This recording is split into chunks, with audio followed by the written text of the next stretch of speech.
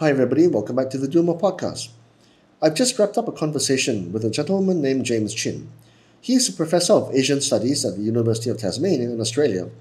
And as his title suggests, he looks at the region with a very close and analytical eye, focusing specifically on three countries: Malaysia, Singapore, and the Philippines. My interest in him really began and begins with Malaysia, where, of course, he's a Malaysian of Sarawakian descent. And as he shared with me, I think a lot of people don't realize that Sabah Sarawak were not necessarily willing and knowledgeable entrants to the Federation all those years ago. But the past is the past, and the more important time frame is the future. And in our conversation, James shares with me the factors and the circumstances which will influence Sabah Sarawak's linkages with Malaysia in the years to come. Contrary to public and popular opinion, we cannot and should not take Sabah Sarawak's relationship with Malaysia for granted. The region also is interesting because of Sarawak's proximity to the South China Sea, itself a hotly contested area between the two global superpowers of China and America. For those two reasons, eastern Malaysian states of Sabah Sarawak are hugely important to Malaysia, not only in terms of the domestic politics, but also in the role it will play in the global geopolitics in the future. As always, I hope you do share, like, subscribe to the channel if you can and haven't yet already. And so now, dear viewers, may I present Professor James Chin. Professor James Chin, thank you for doing this. It's a big honor and pleasure for you to talk to me all the way from University of Tasmania in Australia, right? And what I know from you is that you look at politics and economics in all parts of Asia, and you are Professor of Asian Studies at the University of Tasmania. We've talked many times in the past, and I think your views on East Malaysia in particular and on Malaysia's politics are quite interesting. I'll pass back to you, James, and tell me and tell the broader world what it is that you look at in your course of work. So my name is James Chin. I'm Professor of Asian Studies at the University of Tasmania. So my research interest is on divided societies, and especially the role played by ethnic relations, ethnicity, and religion in those societies. I'm especially interested, of course, in Malaysia, where I was born and raised, but also other societies that's also divided by race and religion. So other societies such as Fiji, Guyana, and of course, countries closer to Malaysia, places like Philippines and Indonesia and Singapore, where race and religion also plays an important role in their politics. So we, by the time this recording comes out, James, we would have already celebrated Malaysia Day and Merdeka Day in particular in Malaysia. And yet, despite over 6 decades of independence and union in this country, we appear to be still at a crossroads in terms of race relations and how we look at ourselves as a nation. What do we need to know about Sabah, in particular, where you are from, James? I'm sorry, just a slight correction. I'm from Sarawak. Sorry. Yeah, but I know Sabah and Sarawak very well. So I think the best way to understand Malaysia going forward is that we can sort of divide Malaysia into three different groups, three distinct groups. Of course, the biggest group is the Malay polity, Malay stroke Muslim, because constitutionally all Malays are Muslims. So that's the biggest group. They have a very specific vision of what they want Malaysia to be. The second group is, of course, the non-Malays, primarily the Chinese and the Indians. They also have a very specific view of what they want Malaysia to be. And of course, the third vision is actually the people of Sabah and Sarawak. And I think what has changed in the last 10 years is that increasingly people on the peninsula side has come to understand that Sabah and Sarawak is very different, especially in terms of political culture, from the people in the peninsula. So the most obvious one is, of course, we are celebrating Malaysia Day on the 16th of September. Most people don't realize that only came about, just about 10 years ago, when Malaysia Day was declared a holiday by Najib, the former prime minister. Prior to that, I think a lot of people have never heard of Malaysia Day, and most people assume that Malaysia Day is Hari Merdeka on the 31st of August. It's only in the last 10 years after the people of Sabah and Sarawak has started agitating about Malaysia there, then people realized that, Merdeka Day actually consists of two separate dates. 31st of August is actually the date when Malaya became independent from the UK. And 16th of September is when the Federation of Malaysia was created. This was together with Malaya, Singapore, North Borneo or Sabah, and of course Sarawak. So I think the way history is being narrated in Malaysia has changed in the last 10 years. And I think a lot of people understand that Sabah and Sarawak are quite unique in the federal system in Malaysia, and people are learning more and more about Sabah and Sarawak. And I think that's a really, really good thing. Now, you ask me, what do people need to know about Sabah and Sarawak? I think the first step is that people need to understand that the history of Sabah and Sarawak is very, very different from the history in Peninsular Malaysia. So in terms of the history of Peninsular Malaysia, I think it's quite straightforward. Prior to colonization, you had the sultanates there, but in Sabah and Sarawak, there was no such thing as sultanate. Basically, North Borneo was run as a private British company, and Sarawak was under the rule of a private British family called the Brookes. That in itself is actually quite unique in this part of the region. There's no other places in Southeast Asia where a private British family or any private family actually rule and create a kingdom. So these two states, North Borneo and Sarawak, actually come from very, very different historical circumstances. And that's the first key difference. The second key difference is, of course, the demography. So in Peninsular Malaysia, the demography at the time of independence was basically Malays, Chinese, followed by the Indians, while in Sabah, it was basically the indigenous, the biggest group were the Kadazan and the Dusuns. And in Sarawak, the biggest group was actually the Iban stroke, the Dayaks, Bidayu, Chinese, and what have you. So I think in terms of demography, the big change is that in Peninsular Malaysia, the Malay community was the absolute majority, while in Sabah and Sarawak, it was the indigenous community that was the absolute majority when Malaysia was formed in 1963. I think a lot of people don't ask, how is it that Sabah Sarawak came to be part of Malaysia? So the easiest way to understand it is that at the end of the Second World War, there was tremendous pressure on the colonial powers to give up the colonies. This was mainly pushed by the Americans to the UN, the decolonization process. But the British themselves realized that they're no longer a world power after the end of the Second World War. So there was a policy that was put in place by the British called the East of Suez policy, where the British were trying to give the colonies, independence or self-rule after Second World War. And the best example of that we saw was the partition of India. But in the case of Southeast Asia, you have to remember this was the Cold War era as well.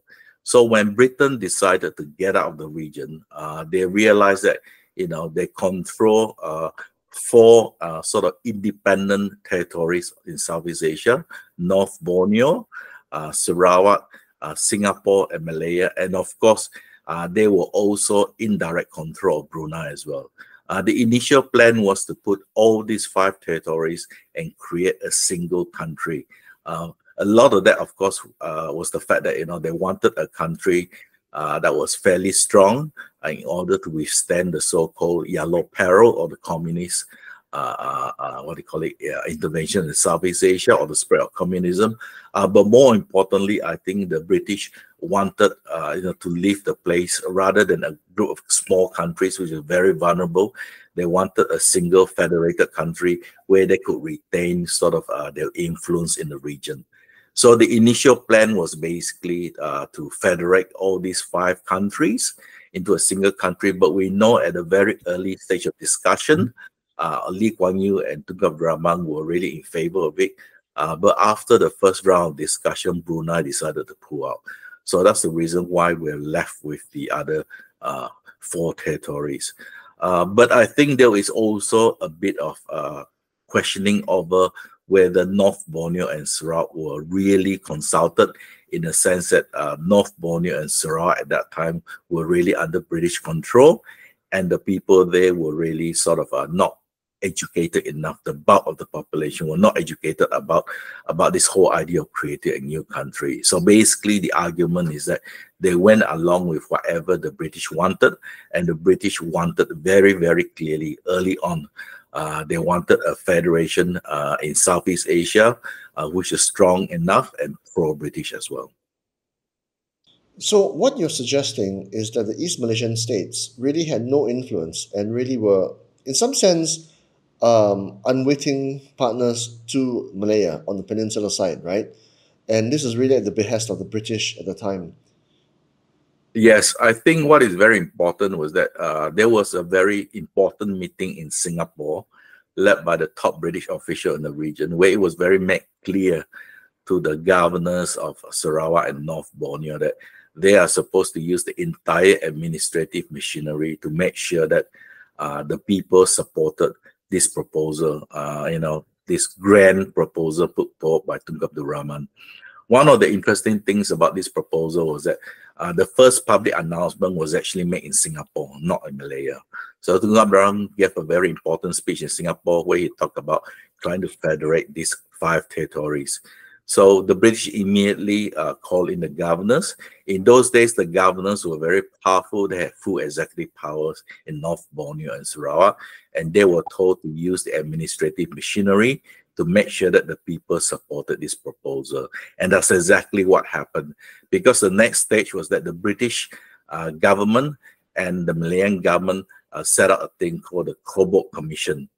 The idea behind the Cobalt Commission was that they're supposed to ascertain the wishes of the people of North Borneo and Sarawak, whether they want to join this new federation called the Federation of Malaysia. So the short story is that they went to both North Borneo and Sarawak. They spoke to many people, but you have to remember a lot of the people they spoke to were part of the chartering class that was controlled by the British. Some of the native grouping, they met, basically said that we will go along with whatever the government wanted. And of course, the government at that time was the colonial government. So they produced a report. Basically, the report says that 1/3 of the people they met fully supported this new federation called Malaysia. 1/3 sort of opposed it, wanted independence or continuation of British rule, and 1/3 said that they are willing to help set up this new federation in return for certain safeguards. Safeguards are sort of guarantees that they wanted to build into the system before Malaysia was formed. Now, a lot of people since then, including historians, have argued that maybe the thing was not as kosher because the whole thing was set up in such a way to get a yes answer. The British was desperate for a yes answer. Because you can also argue that the 1/3 who said that they favor Malaysia, if there were safeguards, you can also argue that they are also uncertain about Malaysia. So you can argue that 2/3 of the people were not sure about the federation and only 1/3 were pro-federation. Well, if I'm to repeat what we know about human nature and the influence of the powerful, it seems that 1/3 even of people who acquiesce to this union might even be a bit generous, James, if I'm to be honest. But be that as it may, at the time, this is like maybe 60, 70 years ago, right? What kind of promises were made to the East Malaysians at the time, or the Borneo states, as it were? What kind of promises were made? What undertakings? So basically, if you want to see a full list of the undertaking, there's 2 very important documents you should consult. One is the Cobalt Report. The other is the Intergovernmental Report, IGC report. Both these are available on the web. You just have to Google it. People talk about the 20 points. The 20 points was actually a summary of the points from the Cobalt Report. But basically, the people from Sabah and Sarawak, in terms of the safeguards, the most important thing they wanted was they wanted to make sure that they can carry on with religious freedom. That's number one. Secondly, they wanted autonomy in terms of administration because they do realize that it's very different. The political culture, everything was very different in Peninsular Malaysia compared to Sarawak and Sabah. Thirdly, they wanted immigration control, which is they wanted the ability to stop people from outside the state. Now, this immigration control thing is state-specific. In other words, the Sabah government can control anybody from coming in, including Sarawakians. Similar to Sarawak, they can control any non-Sarawakians from coming in. On top of that, they wanted certain autonomy in terms of local government. Local government stuff in Peninsular Malaysia does not apply to Sabah and Sarawak. And of course, they want autonomy in other areas, basically dealing with things like certain parts of raising taxes. And one of the interesting things was that Sabah actually wrote into their wish list a 40% rebate in terms of all the revenues raised in Sabah. So it's constitutionally actually written into the new Malaysian constitution that Sabah is supposed to get a 40% rebate on all the revenues raised in Sabah. So those are some of the safeguards that was built in. Well, in the 60, 70 years since then, how many of these undertakings have been adhered to? This is an area that is very controversial. I think the easiest way of understanding it is not so much to look at each of the specific items, but to understand that after 1981, Malaysia underwent through a period of what we call strongman politics. So in 1981, Mahathir came in, and Mahathir decided to centralize a lot of the power in the federal government. My take is that Mahathir was a man in a hurry. He really wanted to industrialize Malaysia. He was a man in a hurry, and he really wanted to build the economy, highly ambitious, and he understood that the only way to do this was to centralize many powers in the federal government. So because of that, the federal government increasingly took over a lot of the state powers, not only from Sabah and Sarawak, but also from the Malay states in Peninsular Malaysia. And what happened was that basically whatever things they took over, the Sabah and Sarawak government unfortunately did not really put out a fight or did not remind the federal government that they actually did not have the power. You have to remember, this was the era of strongman politics. It was sort of era of where Barisan Nasional totally dominated the political process in Sabah and Sarawak. So both Sarawak Barisan Nasional and Sabah Barisan Nasional, on paper, they were very strong. They controlled the states. But when it comes to Mahathir and the federal government, they were very, very weak. At no point in time have you yet mentioned resources, specifically the petroleum resources off the Sarawak coast. What about that issue? Yes. So most people say that the petroleum thing is actually part of the MA63 agreement. Unfortunately, if you read the MA63 agreement, petroleum is actually not written in. At that time, they were not looking at petroleum resources. I think the petroleum resources thing is part of this overall thing about Sabah and Sarawak being so far behind in Peninsular Malaysia in terms of development. And there's always been unhappiness because Sabah and Sarawak are the main oil and gas producers. So there's always this suspicion that, all the money made by Petronas, all the dividends paid by Petronas throughout the last 40 years, most of it actually came from Sabah and Sarawak in terms of the oil and gas, but the money has not been spent on developing Sabah and Sarawak. What happened is that the joke in Sabah and Sarawak is that Mahathir used the money basically to build the Petronas Tower, and one of the towers is paid by Sarawak, the other tower is paid by Sabah Oil and Gas. If you look at in terms of the iconic projects in Malaysia during Mahathir's time, you can make a very strong argument that he has really neglected Sabah and Sarawak, because you talk about Mahathir's iconic project, you talk about Putrajaya, you talk about North-South Highway, all these things are built in Peninsular Malaysia. In fact, the Borneo Highway project only started less than 5 years ago.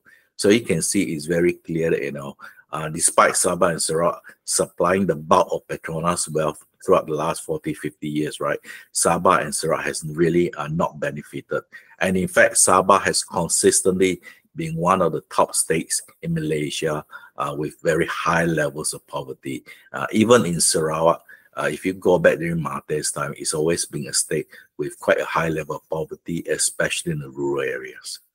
James, can you describe your home state of Sarawak? What is it like? It's massive by way of land size, sparsely urbanized, most of it is jungle and rural. Can you describe what it's like in Sarawak? Sure.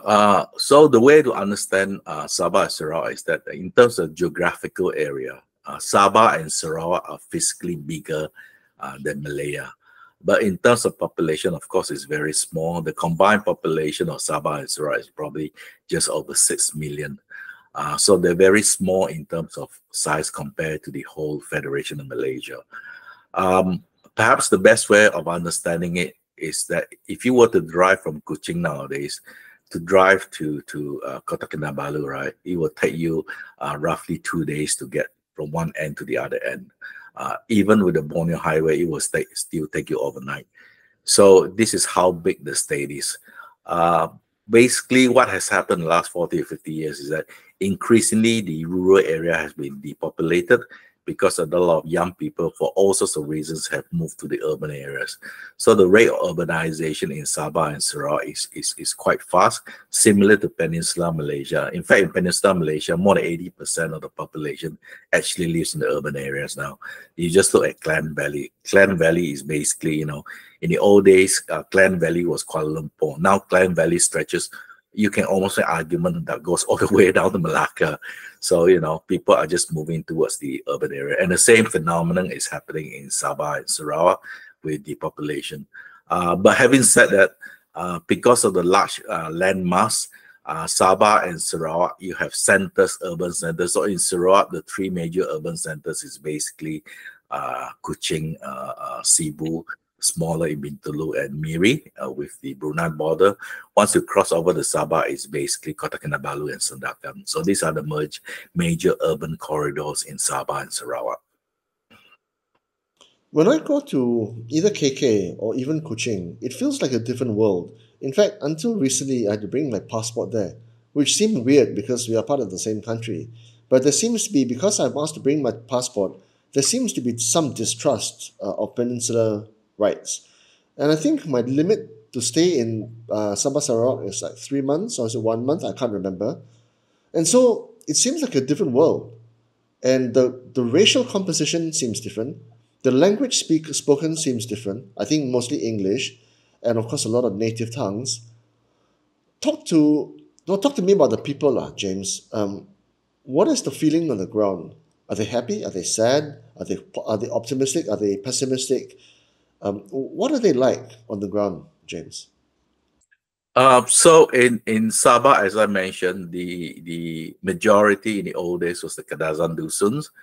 But in Sabah, you had a very specific problem called the PTI problem, or the illegal migrants mostly from the southern Philippines, from the Moro region.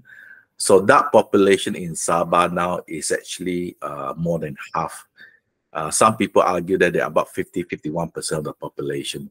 So it is quite incredible that, you know, during the strongman rule of Mahathir, he has managed to change the population of Sabah.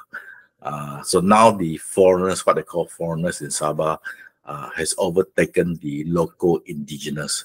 So that is Sabah in itself. And you're right, the environment in both Sabah and Sarawak is much, much more multiracial.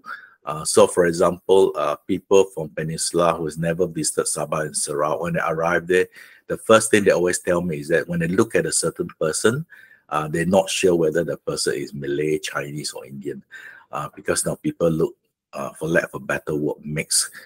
In Sarawak, the majority, we don't have the PTI problem in Sarawak, but the majority of the population there are the Ibans. Then you got the other native groupings like the Bidayus, the Malay, Malanaus, and then the other important group is, of course, the Chinese. The Chinese in Sarawak constitute just about 20% of the population. So in Sabah and Sarawak is very, very plural. The other thing is that the Muslim population in Sarawak is about 25%. So the Muslims are the only minority in Sarawak. But in Sabah, due to the PTI, the Muslims are now the majority. But before the PTI, it was a Muslim minority state as well. So the big difference between Sabah and Sarawak is really the PTI issue. But in general, it is a very plural society where everyone understands that nobody really has a majority, no ethnic group has a majority. But in Sabah, you now have a Muslim majority state. So that's the reason why people like myself are saying that one of the problems we face in Sabah is that increasingly Sabah politics may mirror those of Peninsular Malaysia. So prior to that, politics in Sabah and Sarawak has always been very plural because no ethnic group had a majority. People always understand that you always had to form some sort of coalition across the different ethnic groups. So today you can argue that in terms of Sabah and Sarawak, you can sort of divide it into three groups. So in Peninsular Malaysia, it's sort of a Malay, Indian, and Chinese. In Sabah and Sarawak, you sort of divide the three groups as Muslim Bumi, non-Muslim Bumi, and the Chinese. So that's the easiest way of understanding what is happening over there. Have they been happy with the union? I think what has happened in the last 10 to 15 years due to social media, there is a lot of awareness about the Malaysia Agreement, and a lot of these historical grievances have floated to the surface. So the argument I made is that in Sabah and Sarawak, you have the rise of state nationalism.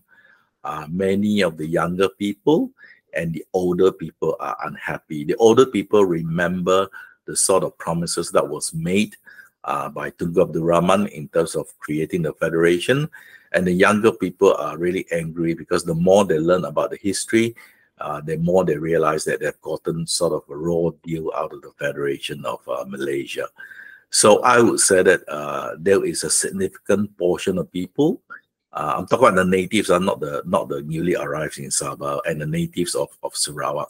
I think increasingly they're becoming unhappy with the Federation of Malaysia, and I think a lot of it has been fueled by the regime change. The first regime change in 2018, they're seeing that Malaysia has taken a sharp turn to the right. So they're very worried about the sort of toxic politics we see in Peninsular Malaysia, and they're very worried about the future of Malaysia with this sort of toxic politics happening in Putrajaya and Peninsular Malaysia generally. Sabah Sarawak used to be known as the vote bank for UMNO in past elections, thanks in large part to the strongman Chief Minister of Sarawak, Tan Sri Taib. Okay. Well, he's gone now, and you've got a new regime. How important now are the East Malaysian states of Sabah Sarawak to the ruling coalition? I think the way to understand it is that you really cannot have a stable federal government if you do not have support from Sabah and Sarawak. So Sabah and Sarawak have about 57 seats all up. So they constitute about 25% of all the seats in parliament. So without that bloc supporting you, I think your government will not be stable. So for example, Anwar claims about 150 members. So without the Sabah Sarawak bloc, the government will almost certainly fall. The big difference between Sabah and Sarawak is that Sarawak's bloc is very solid because it's under a coalition called GPS, which is basically the old Sarawak Barisan Nasional. In Sabah, it's more complicated because the GRSS is sort of in an indirect competition with Barisan Nasional, although they're part of the same government at the federal level. But by and large, on key issues like MA63, all the MPs from Sabah and Sarawak do come together and support this sort of renegotiation or making sure that the promises made in 63 are kept by the federal government.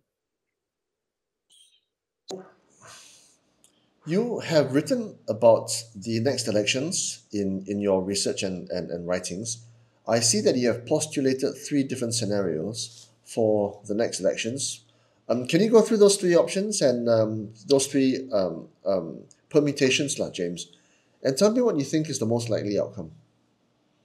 Okay, so I think in terms of the next general election, basically, I think the first scenario is what a lot of non-Malay population in Malaysia wants, which is a continuation of a so-called unity government.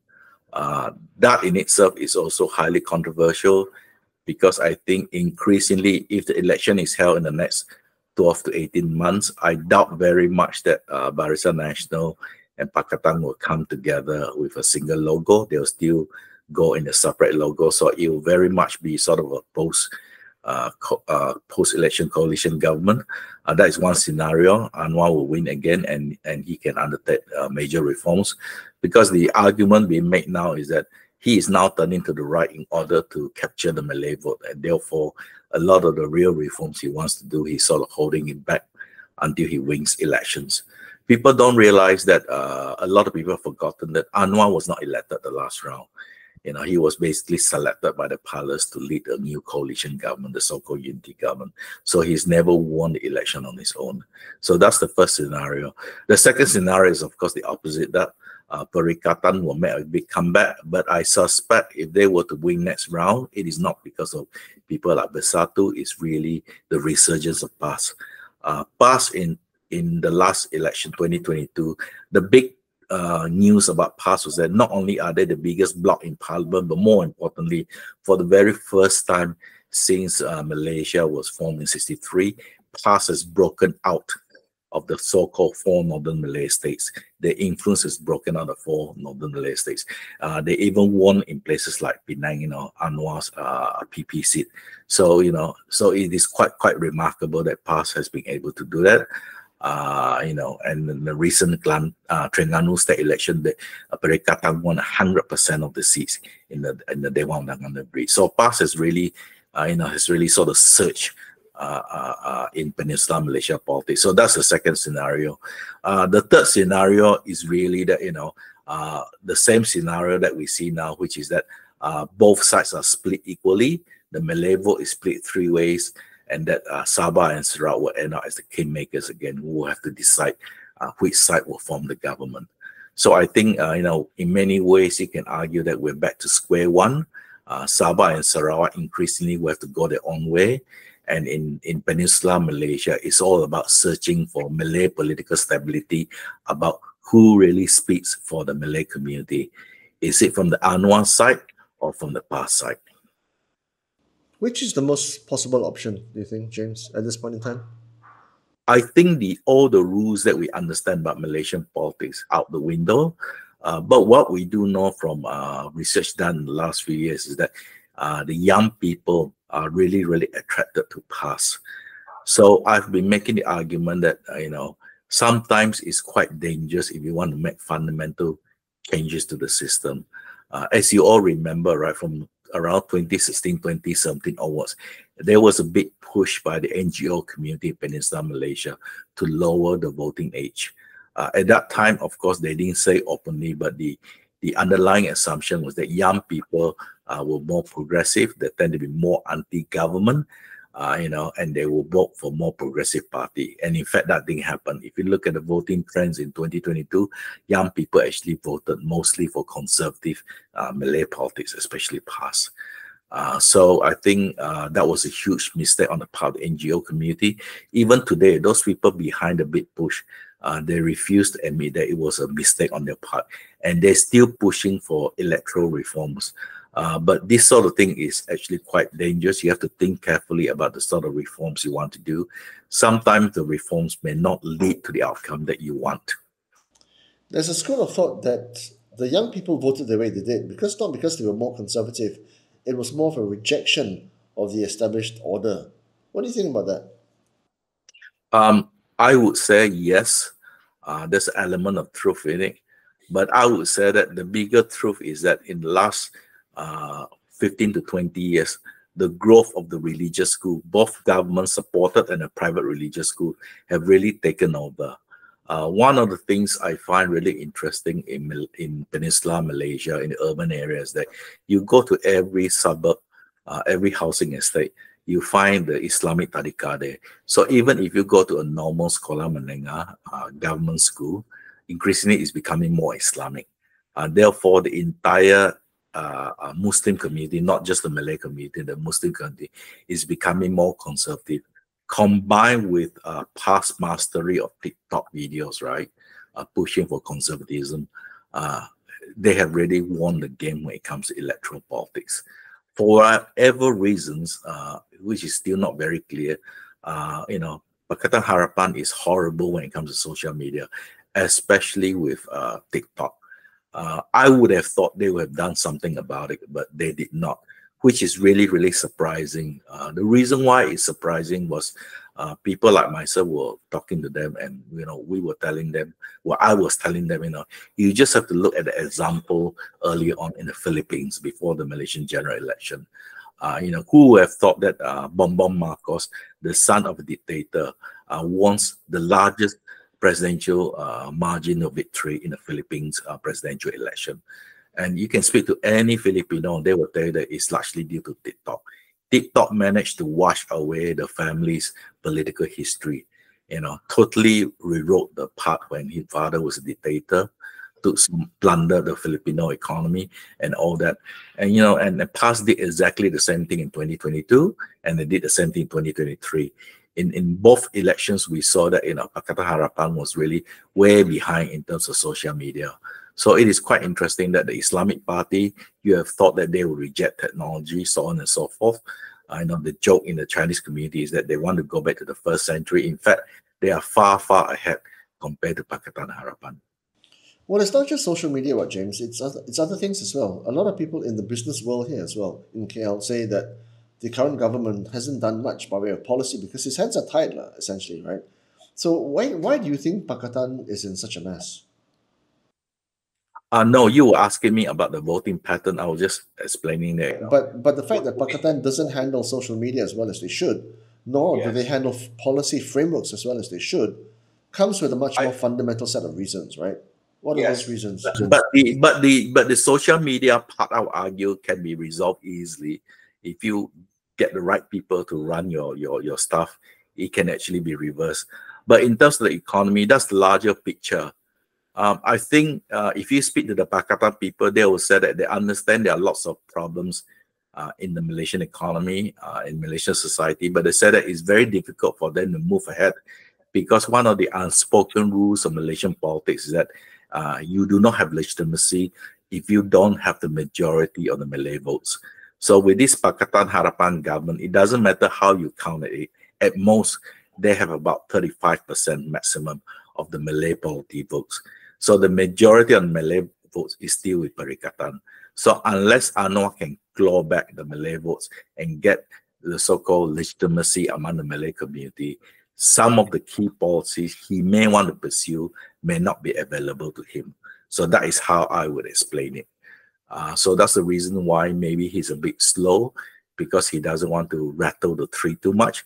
He's trying to move to the right in order to recapture the Malay vote. So that's the reason why earlier I mentioned that a lot of people are telling me that, yes, he is a reformer, but most of it is on hold until the second term. And some people said that this is exactly what happened to the DAP government. Correct, but you don't have the time. And if you don't have the mandate in the first by way of the support, what makes you think you can get a second term? Well, that's a really, really good question. You can ask them, but they seem to believe that there is no way around this except to win the Malay vote first before we can do anything. This is what they believe in. So they're going to turn conservative, swing to the right, and then swing back to the center if and when they win the elections. Is that the game plan? Well, roughly the game plan. But in the meantime, whatever reforms they can do, they will do it. So in the areas where it is not controversial, like some areas of the economy where they can change, they will change. But in the really, really big picture stuff, they can't change without the support of the Malay community. That is the bottom line. This is what the Malay establishment believes, that you do not have legitimacy unless you have the Malay vote. This is something that is very, very strongly felt among the political establishment, especially the Malay political establishment. So in your read, what does it take to win the Malay vote for Anwar? So Anwar, if you look at his actions so far, he has sort of swing to the right, taking out the Palestinian cause, holding the Bumi Economic Congress, increasing benefits for the civil service and all that sort of stuff. So he's doing all those things to benefit the Malay community, hoping they can get back some of the votes. My take is slightly different. I believe that if he competes with PAS on the religious thing, he will lose. He should know better than that, because in the 1980s, he and Mahathir started this Islamization of the bureaucracy or university values. And that actually helped to strengthen PAS. Rather than beating PAS, they actually lost out the PAS. So he has already gone up one big round against PAS on the religious thing, and he lost. The reason why he cannot win against PAS on the religious issue is very simple, because PAS idea of a religious issue is very simple. We just want Negara Islam. From day one, we just want to set up Malaysia as Islamic state. That thing, I don't think Anwar can deliver Islamic state. So there's no way he can out-Islam PAS. My argument is that the way to win the Malay vote is actually through the economy. If you get the economy right, the Malay community as a whole feel that they're better off in economic terms, better job prospect. They can see a future for their children. They got more money in their pocket. That is when, you know, they're willing to support a Pakatan government, because they think the Pakatan government can deliver, you know, on a better life for them. But if you play the religious card, you're absolutely right. I don't think that he can beat PAS on the religious path. In fact, I will argue that the more he turns to the right, that will simply push PAS even further to the right, and actually will strengthen PAS in the long run. PAS is really the single largest component party in parliament, with something like 40 plus seats, right? Yes. What are the chances of them gaining more ground in the next elections, and then, in some sense, forcibly pushing through the idea of an Islamic state? If that happens as well, taken to its next level, what does that mean for Malaysia? What does it look like? Right. So if you sort of take the 6 state elections, the one that was held, the 6 state elections, if you sort of take that winning margin and you said that let's you know, use that formula and put it to the next general election, PAS will win in the region about 70 seats. This means that PAS will be in the lead to put together a coalition. Of course, we know the magic number is around 112 to 115. So together with Bersatu and maybe 1 or 2 other parties, they may be very, very close to that halfway mark and be able to form the government. PAS will not push for full Islamic state if they are not in control. When I say they're not in control, I mean when they don't hold the prime minister seat and they are not the dominant party. So they will not be able to make Malaysia into a full Islamic state, change the constitution, if they don't, become the dominant figure in the government. As long as Bersatu is there, they will not be able to do it. But over the long run, if PAS becomes stronger and stronger, so for example, if they cross the 100-seat threshold, then yes, they will try to negotiate with the Conference of Rulers and sort of insert or change the wording of the constitution. So right now, the constitution is written in sort of a very ambiguous way. Rather than saying that Islam is the official religion, it just said that Islam is the religion of the federation, while other faiths are free to practice. I suspect they will change that sentence to make it very clear that Islam is the official state religion. So you have to remember, they have several models to follow on. The simplest model they can follow is what happened to Pakistan. Pakistan, as you know, used to be a British colony as well. When Zia-ul-Haq took over, he simply changed the preamble of the Pakistani constitution to say that, our guiding light is Islam and the Quran. So they can do that as well, if ultimately if they're in charge of the country. Political expediency is not the same as social cohesion, shall I say. And because of this turn towards conservatism in the last few decades by, as you say, Anwar and Mahathir, James, this is not going to sit well with the Sarawakians or the Sabahans, which, as you say, are historically are quite, quite diverse lah. How does East Malaysia, how do the Borneo states position themselves in the context of this development, as you say, unfolding? So the way to understand it is that the political elites in Sabah and Sarawak are sort of very mercenary. They want to get as much autonomy as possible, and they want to extract as much concession as possible from the federal government. So they're quite happy to join whoever will give them what they want. So when I say that, people are always very surprised. They say that, does this mean they're willing to work with PAS? I would argue that in the next state election, if they are really the kingmakers, if they can really tip the scales, the answer is yes. They're even willing to go along with PAS as long as PAS can deliver what they want. So basically what they want is almost what we might regard as state within a state approach. So you can see Sarawak is in the process of setting up their own airline. It's already started their own set of international schools. They've got universities. They're trying to sort of build a state within a state. Sabah, if GRS sort of dominates the next state election that's also coming up, they've made it very clear that they want to follow the Sarawak model. So basically, in both Sabah and Sarawak, they want to retain their very unique political culture. They want to build a high fence, and they're willing to negotiate with whoever controls Putrajaya to say that, can you give us all the concessions we want? So basically, for Sabah and Sarawak, it's about who can deliver them the maximum autonomy and the maximum funds to build up both states. To me, that is the bottom line. Some weeks ago, I spoke to Rita Sim and Fui Kay Song. I think you may have listened to them speak as well. And they suggested that there could be new factions forming within ASEAN in Malaysia, and specifically Singapore, Johor, and Sarawak. Sarawak and Johor have something that the Singaporeans crave, which is landmass. And Sarawak in particular has something that Singapore needs badly, resources. What do you think of that school of thought? I think that is, yes, I've heard people talk about it, but I won't take it too seriously for the simple reasons that Sarawak has already signed some agreements with the Singapore government. For example, there's an MOU on supplying energy to Sarawak. But I don't think that triangle between Singapore, Johor, and Sarawak will work, because Johor and Sarawak are very, very different. I think it is more of a bilateral thing, Singapore, Johor, Singapore, Sarawak, rather than the triangle, Singapore, Johor, and Sarawak. One of its capital that Sarawak needs. I don't think you can get any richer than Singapore, can you? No, this is why I say it's more of a bilateral thing.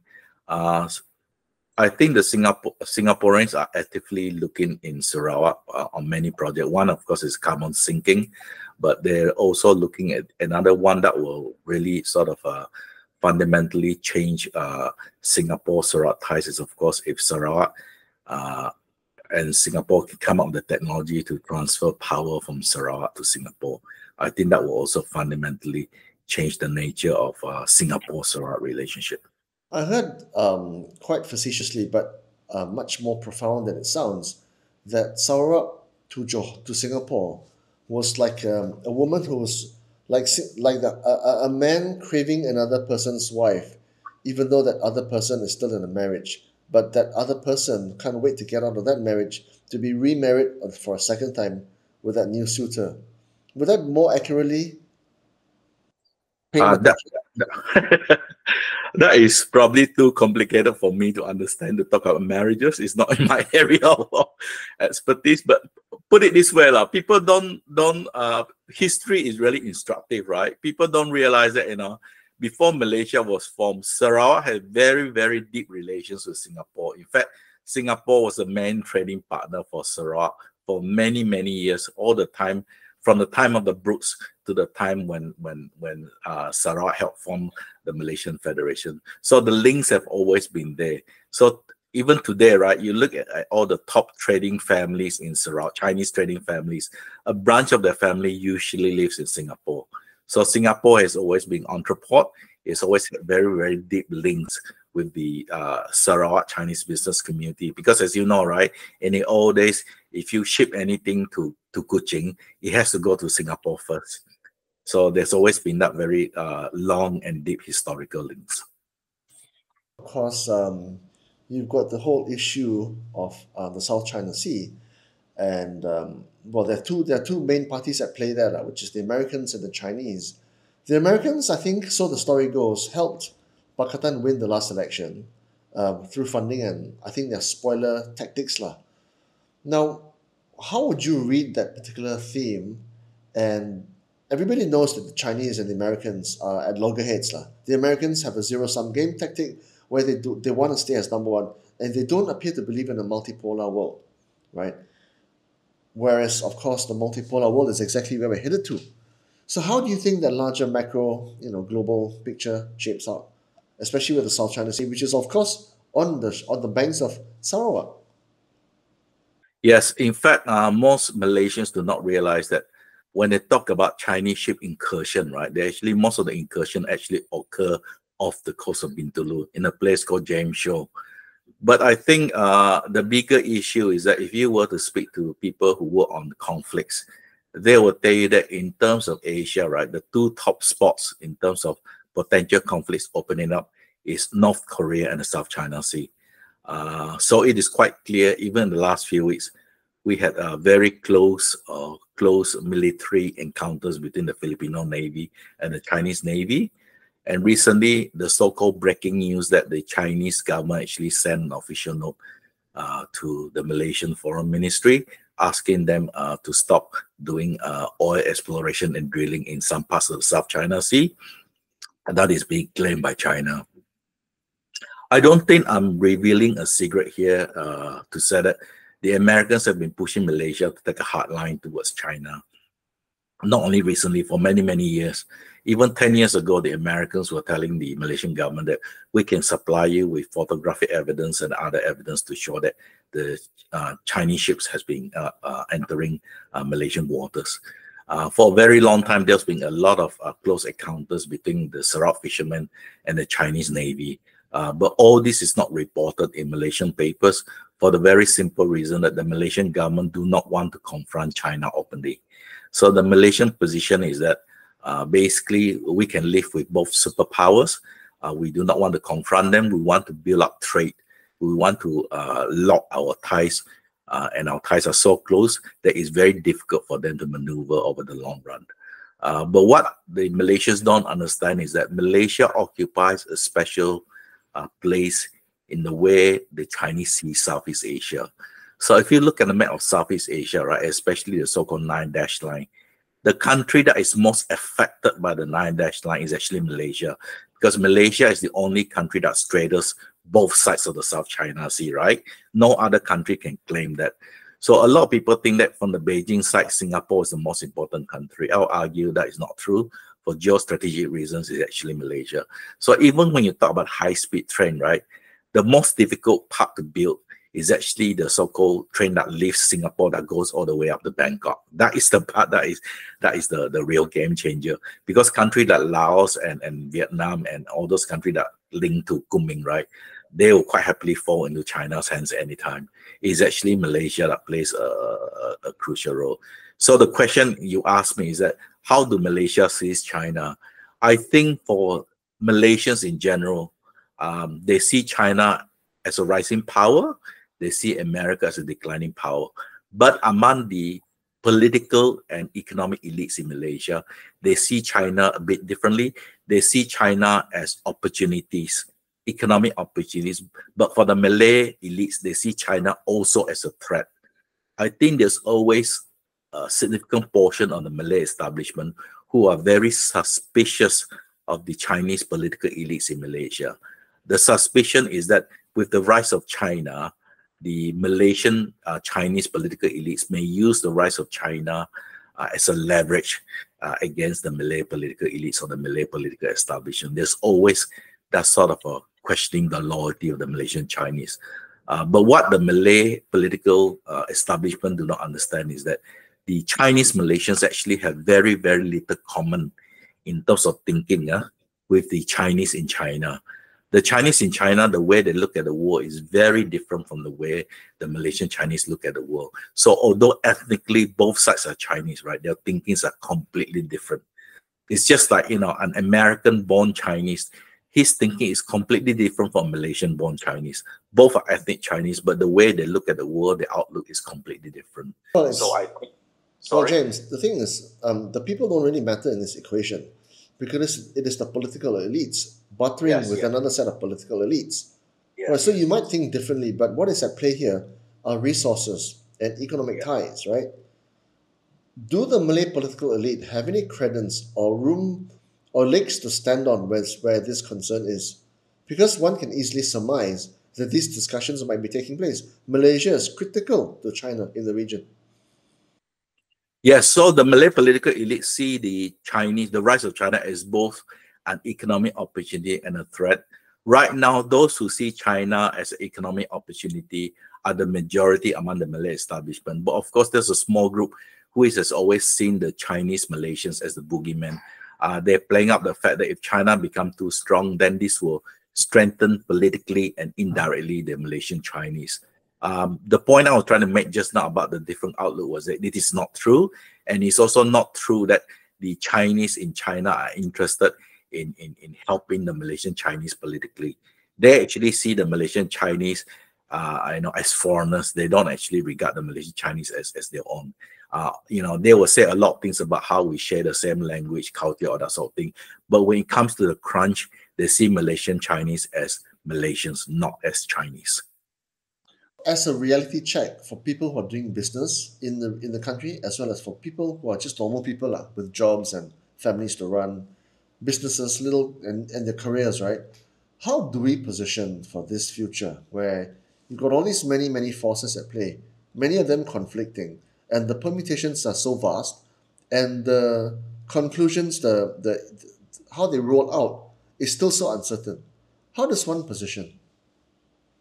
So the short answer is you can't position yourself, but I would argue that the Malaysian Chinese are in a very good spot now. Two things are happening in the Malaysian Chinese community in the last 50 years. One is that the community has become much smaller. Part of it is because they're not having as many children as the previous generation. They go for quality. Secondly, the bulk of the Chinese community now in Malaysia are actually outside the government education system. So what you find is that in every Chinese middle class family, you will find that often more than one children are actually cari makan outside Malaysia. They're either working in Singapore or in China, Hong Kong, Australia, or in other parts of the world. So the Chinese Malaysia are actually in a very good position to benefit from the rise of China. The issue is whether the Malay establishment recognize the sort of talent there is in the Malaysian Chinese community and willing to give them the space to operate in Malaysia. Because if they are willing to give them the space to operate in Malaysia, a lot of these overseas Malaysian Chinese are actually willing to bring back their skills and capital back to Malaysia. At the present moment, because of the toxic politics, right, a lot of these people will not come back. So that's the reason why there was such a huge euphoria feeling in 2018. Immediately after the fall of the Barisan National Government, people were talking about the coming back of the non-Bermutras coming back into Malaysia. Some of them did come back, but those that I know have all left Malaysia again because they just could not operate. They found that there was really no fundamental change. So this really requires a fundamental change in the thinking about among the Malay political establishment about how they see the non-Malays in Malaysia as a group, rather than about the rise of China. It's more to do with domestic politics than with the rise of China. So you've got the luxury of looking at Malaysia from some distance away because you're based in Tasmania, which gives you, I guess, a more clear and lucid eye and a more neutral point of view, James. What is your read of the developments of the last, say, 1-2 years in terms of shaping how we should think about Malaysia in the next 1 to 2 years? So I think the conclusion for the last 2 years is two things. One is that in the non-Malay population or non-Malay voters, there is a sense of disappointment in Anwar. They supported Anwar so strongly. They thought he's going to bring real reforms, especially in terms of ethnic relations and in part Islamization. He has done nothing but it's sort of gone the other way. That's one thing. Secondly, I think the entire country as a whole has suffered from COVID. People don't realize how badly the Malaysian economy was damaged by COVID and that Malaysia did not recover fast enough. So in some ways, you can argue that the last 2 years has been a period of disappointment. For the non-Malays, it's mostly in the political arena.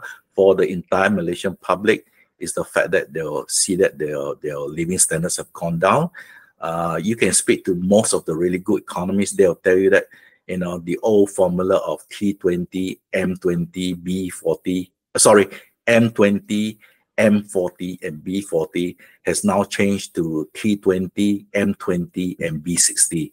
So the sort of middle class, a portion of it has actually dropped to the bottom. So unless we get the economic thing right, I doubt very much that that Malaysia can move ahead. But whatever it is, over the long term, Malaysia must really grapple with one issue, which is what do you do about the Bumiputera policy? Because the rest of the world is moving ahead very fast. I mean, 15 or 20 years ago, if you or I were having this conversation, I would say that Malaysia was in a very good place to overtake a lot of other ASEAN countries. But today, you can see easily Vietnam and Indonesia has already overtaken us, and we are still stuck in the rut. And the basic problem is this issue of the Malay political establishment refuse to change the rules of the game. They think that the rules they put in after the racial riots in 1969, they think that formula they put in still works. What they don't realize is that the entire society has changed.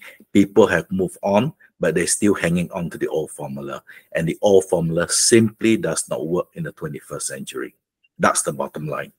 Well, you talked about how the Anwar government cannot out-Islamicize PAS because they just don't have the credentials. The only way to win that faction is through the economy. But if the economy is crippled by these policies, then he's stuck in a catch-22. So that means the possible outcomes are not the best in the world. No, like I said, I'm not suggesting a solution. I'm just telling you as it is. Correct. A lot of his people believe that he cannot do much without the Malay vote. And once he gets the Malay vote, there's also a question mark about how much he can do. When you went to Tasmania, James, how did you end up in Tasmania? And I think more germanely, how did the Australians look at Malaysia? I'll answer the second question first. So Australia has always had very good relations with Malaysia. They've always seen Malaysia with very tinted glasses, for a very simple reason that even prior to the formation of Malaysia, they always had very close links because you're part of the British colonial system. Tunku Abdul Rahman and Lee Kuan Yew were very well known among the political elites in Australia. But more importantly, Malaysia is part of the Five Powers Defence Pact. So for a very long time, even today, there are Australian Air Force people in Penang. And also, there are thousands and thousands of Malaysian who study in Australia. So Australia has always seen Malaysia as a very stable country in Southeast Asia, a country that they know very well, and a country that they really, really support. So I don't see any problems with Malaysia, Australia. How did I end up in Australia? A very simple reason. I was headhunted to come to the University of Tasmania to set up a thing called the Asia Institute. So that's how I ended up in Australia. Like many Malaysians, sometimes we are offered a job overseas, and if the job offer is reasonable and good, we take it. So what other countries do you look at other than Malaysia? So I look at other countries that I follow very closely are the Philippines and Singapore and Brunei in Southeast Asia. And I also study the South Pacific. I keep a very close eye on Papua New Guinea, Solomon Islands, and Fiji. The only country which seems, I guess, material at this point in time is Singapore and the Philippines. What do we need to know about those two countries? For Malaysians, the most important thing about Singapore is not how well the economy is doing. We have to stop harping on the fact that a lot of non-Malay Malaysians said that Singapore did the right thing by breaking away. That's why they're so successful. The real reason Singapore is very successful is due for historical reasons because the West really supported Lee Kuan Yew. But in the later part, Singapore's success is because they're very rational and they're very transactional in the way they do things. For example, they purposely set up Singapore to be the financial capital of Southeast Asia or that sort of. So they're very strategic and they're very rational about the way they approach.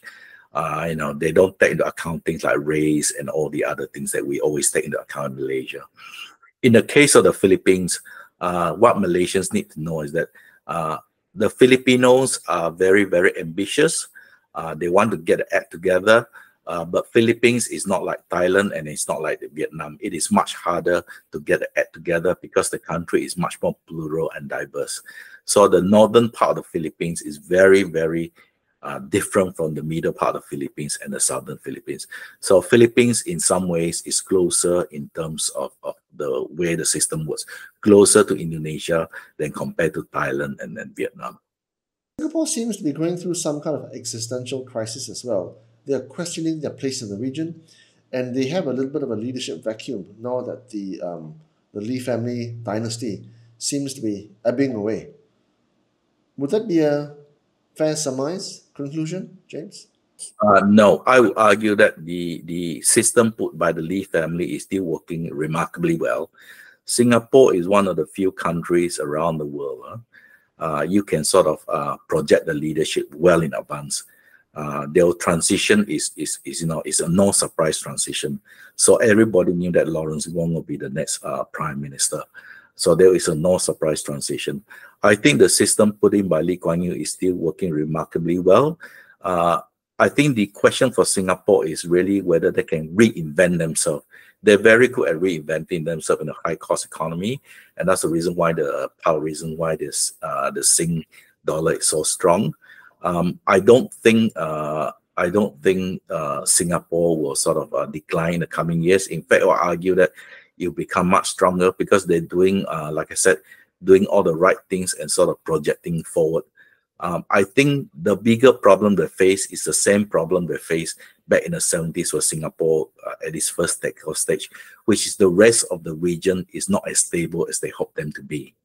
Because one of the problems with Singapore is that if the rest of the region is not stable, it will affect them immediately. Because as President Habibie from Indonesia reminded us, Singapore is just a red dot. But he forgot to add that it's a red dot where all the money is stashed. Which country is the most unstable in the region, in Singapore's eyes?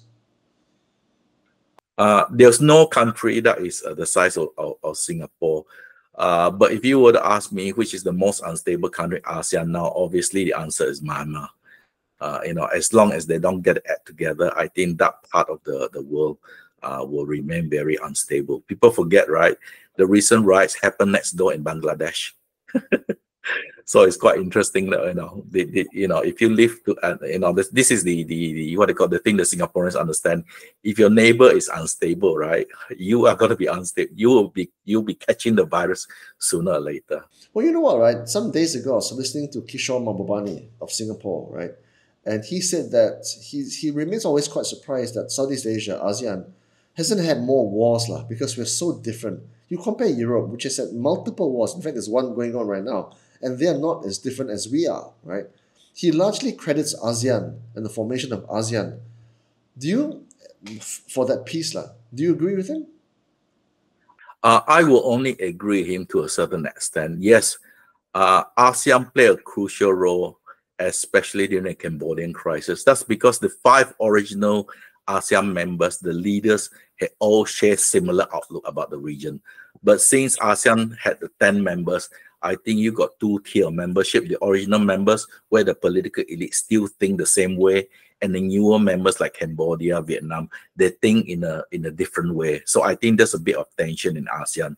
And this tension can be seen in the way the Chinese are sort of influencing ASEAN. They're very close to people like the Cambodians, and Myanmar and all that sort of thing. So you can see there's a clear split between the original ASEAN and the newer members of ASEAN. Yes, ASEAN plays a crucial role in Asian stability, but increasingly, right, they're losing the narrative of ASEAN centrality because ASEAN has not been able to resolve this South China Sea thing for the last 20 years. Part of it has got to do with the fact that Beijing refused to engage ASEAN. They want to engage bilaterally only the countries where they have an overlapping claim. But more importantly, I think the reason is because of what I said earlier between the 5 old countries and the 5 newer countries ASEAN.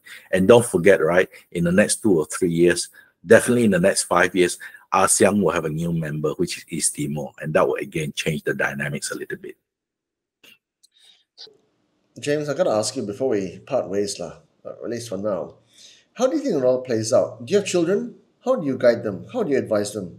What things do you tell them? Really, the world has changed so much that you can't really guide them. The most important thing is that you give them all the good principles of life and all the good values of life. And that is the only way you can guide them. It's not like in the old days, 30 or 40 years ago, people said that, if you want to play it safe, you study accountancy or you study law. Nowadays, right, everything has changed. One of the big changes that's going to sweep through the legal fraternity in Malaysia is that, for example, in the West, right, a lot of the legal work is now done by robots, especially things like when you buy a property, right? The thing is actually drafted up by AI. You just have to give them the details of the property. The AI will draft the thing, and you only have to double check that all the key items are there. So, things like the legal profession, all these are being set away by AI. And this is where I worry about Malaysia. If Anwar wants to change one thing, right, outside economy, outside religion, right, if he really wants to bring Malaysia to the next level, he has to look at the education system, because our education system is one big problem. Basic problem is being politicized. Secondly, right, the people running our education system are actually not interested in education. They're interested in something else. And if Anwar cannot resolve the education system, I think we will be heading for very, very turbulent times in the future. And this will have direct consequences for ethnic relations in Malaysia, because as I said earlier, the bulk of the non-Malay population, especially in Peninsular Malaysia, are already moving their children to the private education sphere. 3 key principles you share with your children, James. I don't know. I'm not sure whether you have categorized them as conveniently as that. But if I were to put you on the spot and ask you what are the 3 top principles, the 3 key guiding lights that you share with your children, if and when they get old enough, or already maybe they're old enough, what would they be? For not just for survival, but for success in the future. I haven't really thought about it, but right now, right, at this moment, if you would ask me, what would I tell my children are the most 3 important things in life? The first one is that learning is really a lifelong process. Never think that you know everything. There was always somebody who knows more than you. It's better to learn than to say that this is the only way. Secondly, I would tell them that there's no substitute for values, good values in life. And the third thing is that never forget where you come from. I think these are 3 very important things. As we head towards the next century, I think increasingly identity is becoming more and more important to individuals. I hope next time we can talk in person, James. I've only ever spoken to you either on the airwaves or on the internet. So hopefully one day we get to meet and share a coffee. Thank you so much for doing this. Huge honor, huge pleasure. Thank you so much, James. Take care. Thank you. Bye-bye.